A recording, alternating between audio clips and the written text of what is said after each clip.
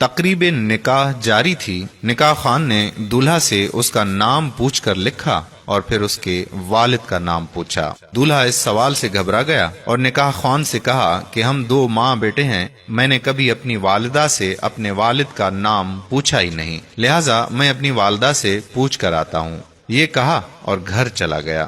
محفل میں موجود لوگوں میں سے کسی کو بھی اس کے والد کا نام معلوم نہ تھا۔ گھر میں داخل ہو کر اس نے والدہ سے اپنے والد کا نام پوچھا۔ والدہ بھی گھبرا گئی اور گمسم اور خاموش ہو گئی۔ دولہا نے کئی بار اپنی والدہ سے پوچھا اور آخرکار شدید طیش میں آ گیا اور غصے میں اپنی ماں سے نہ جانے کیا کیا اول پھول بکتا رہا۔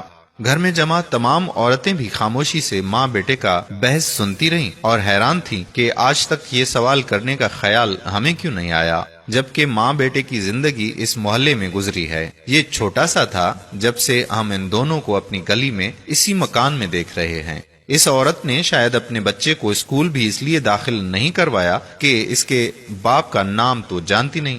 اچانک اس نے اپنی ماں سے کہا کہ اگر تو مجھے میرے باپ کا نام نہیں بتا سکتی تو اس شرمندگی کی زندگی سے بہتر ہے میں خودکشی کر لوں۔ جیسے ہی ماں نے بیٹے کے یہ الفاظ سنے تو تڑپ اٹھی اور بھاگ کر اسے روکا اور کہا کہ میری بات سن لو، پھر جو جی میں آئے کر لینا۔ چند عورتیں بھی آگے بڑھیں اور نوجوان کو اپنے اقدام سے روک لیا اور کہا کہ پہلے اپنی ماں کی بات تو سنو۔ پورے گھر میں خاموشی طاری تھی، سبھی اس عورت کے لب ہلنے کے منتظر تھے کہ وہ گویائی ہوئی۔ کہنے لگی کہ پاکستان بننے کے بعد ہمارے والد، چچا، بھائیوں اور خاندان کے تمام مرد و عورت ہجرت کر کے پاکستان کے لیے عازم سفر ہوئے۔ راستے میں کسی جگہ ہمارے قافلے پر ہندوؤں نے حملہ کر دیا۔ ہمارے مرد جان توڑ کر لڑے، لیکن ان کی تعداد اور اسلحے کی وجہ سے ہماری حفاظت نہ کر سکے اور سب کے سب شہید ہو گئے۔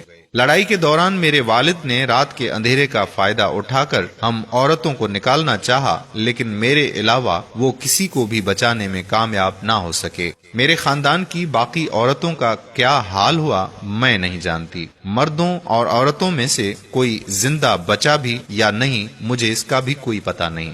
وہاں سے بھاگنے کے بعد میں انتہائی خوف زدہ حالت میں دن تو چھپ کر گزار دیتی تھی اور رات کو اللہ کا نام لے کر اس راستے پر چل پڑتی تھی جو روانگی سے پہلے ہمارے مرد حضرات آپس میں تذکرہ کرتے رہتے تھے۔ ایک رات دوران سفر میں نے کسی جگہ پہ ایک بچے کے رونے کی آواز سنی۔ آگے جا کر دیکھا تو کئی لاشوں کے درمیان ایک شیرخوار بچہ پڑا ہوا تھا۔ میں نے اسے اٹھا لیا، سینے سے لگائے سفر کرتی آخرکار پاکستان پہنچ گئی۔ مہاجر کیمپوں میں کسی جگہ بھی مجھے اپنے خاندان کا کوئی فرد نظر نہ آیا اور یوں میری دنیا صرف میرے اور اس بچے تک محدود رہ گئی۔ میری عمر کم تھی اور ابھی میری شادی بھی نہ ہوئی تھی۔ اپنی باقی زندگی میں نے اس بچے کی خاطر تنہا ہی گزار دی اور آج وہ بچہ میرے سامنے کھڑا ہے۔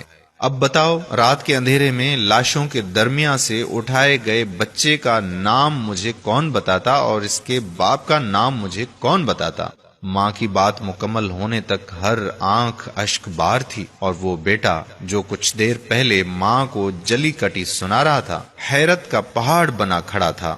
پھر شرمندگی کے ساتھ آگے بڑھا اور اس عورت کے احسانات کا بوجھ اٹھائے اس کے قدموں میں جا گرا۔ جس بھائی نے یہ قصہ سنایا تھا ان کا دعویٰ تھا کہ وہ اس تقریب میں موجود تھے اور اس کے عینی شاہد ہیں۔ آج جب میں نوجوان نسل کو آزادی کی حیرت انگیز خوشیاں مناتے ہوئے دیکھتا ہوں تو مجھے وہ ماں اور اس جیسی قربان ہونے والی لاکھوں جانیں یاد آتی ہیں جو اپنی محنت کی کمائی دیکھے بغیر اس دنیا سے چلی گئیں۔ اللہ کریم ہمیں تحریک پاکستان میں قربان ہونے والی ان لاکھوں قربانیوں اور ان کے ثمر پاکستان کی قدر کرنے کی توفیق عطا فرمائے، آمین۔ میرے پیارے بھائیوں اور بہنوں، اگر آپ نے ابھی تک ہمارا پیج پیارا اسلام کو لائک نہیں کیا تو لائک کر کے فالو کر دیجئے اور ساتھ ساتھ ہمارے یوٹیوب چینل پیارا اسلام کو سبسکرائب کر کے گھنٹی کے بٹن کو پریس کر دیجئے تاکہ ہم ایسی مزید معلوماتی ویڈیوز آپ تک پہنچاتے رہیں۔ اس ویڈیو کو شیئر کرنا مت بھولیے گا۔ جزاک اللہ خیرہ۔ السلام علیکم ورحمۃ اللہ وبرکاتہ۔